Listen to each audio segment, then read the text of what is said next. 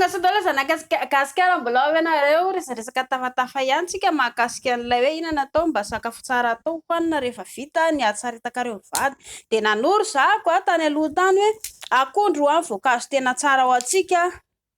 anankiray amin'ny madama anankiroa andramose zay de vita fa raha ohatra nareo anankiroa mba hoe te hanao sakafo molamola sy tsaratsara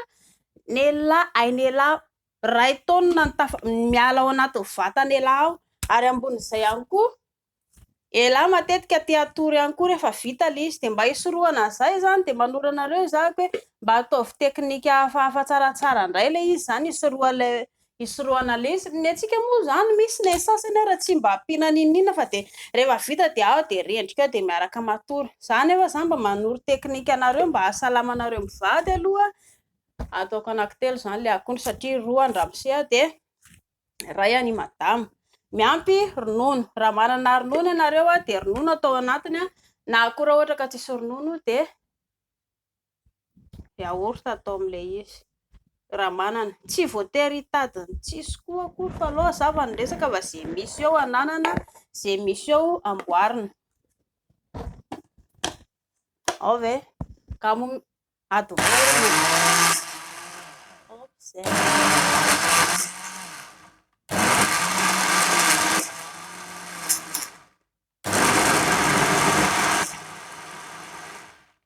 zay hitanareo zay de vita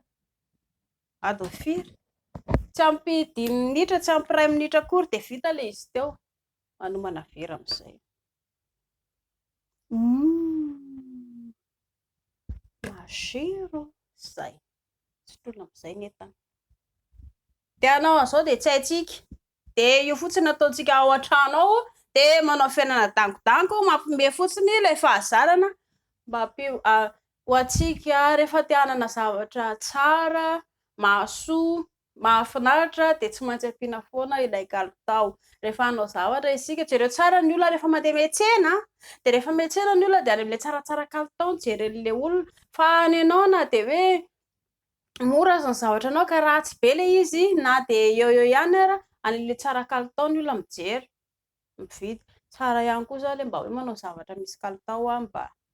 mahatsara ny fiainantsika zay hoe mahasotroko am'izay nena de samy sotroina zay ny tanàna any